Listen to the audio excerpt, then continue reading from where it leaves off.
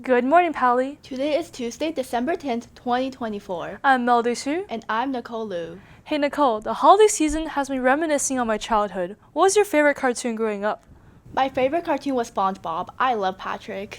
Did you know that Pally Theater is hosting auditions for SpongeBob the Musical soon? Really? I'd love to check it out. Auditions for a spring theater show, SpongeBob the Musical, are coming up in January. Tomorrow, December 11th, Ms. Kirby and Mr. Nahar will be hosting vocal audition prep workshop for SpongeBob Musical during Prime. Sign up for either of their Prime offerings and learn more about vocal audition expectations and process, as well as advice on how to be successful. More audition information to come, and if you have any questions, email those who are in charge. If you are signing up for SpongeBob Prime or any other Prime, the window to sign up for Prime ends tomorrow at 11 a.m. Be sure to sign up or you will be placed randomly. The 2024 presidential election was around a month ago, and political scientists have learned more about what happened. InFocus reporter Neil Saltiovalu has more.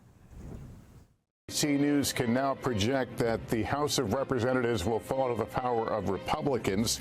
NBC News has projected that the Republicans will take the Senate. It is now official. CNN projects that Donald Trump has been elected president, defeating Vice President Kamala Harris.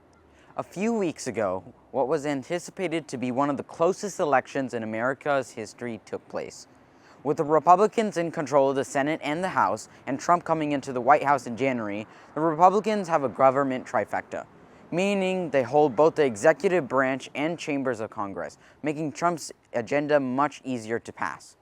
However, the real question is how did Trump win every single swing state in the election when most polls before election day showed an extremely tight race?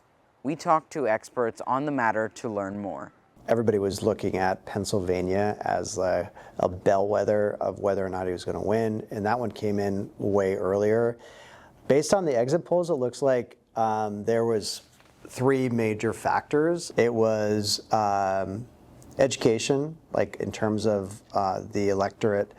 It was women not winning as much, Harris not winning as much as the women as expected. And then there was also Hispanic men breaking for Trump. He won, but not a majority. It's still a plurality. He won under 50% of the vote. He did not win a majority of the vote. I think the last Republican who actually won a majority was George W. Bush 20 years ago in 2004. The big surprise in this election is that the Democrats did not do as well with non-white voters as was expected and as they've done historically. Particularly Latino men took a majority, a clear majority. I think the increase was something I read about 10 points over Kamala Harris, and that was pretty unexpected. To a lesser extent, Asian men. African Americans continued to strongly support the Democrats. And white voters generally voted for the Republicans in the same margins they had previously, except there were more white voters this time. There was a greater turnout. Voters have also been focusing on issues related to the economy as well, like inflation, which skyrocketed to over 8% during the Biden administration, which Kamala Harris held the vice president position in. Senate races in Arizona, Michigan, Nevada, and Wisconsin, the Democratic candidate prevailed in all of those states.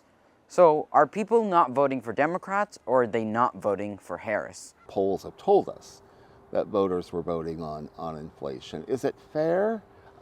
I will say that the Democrats, and particularly the Federal Reserve, have been fairly effective at bringing inflation down.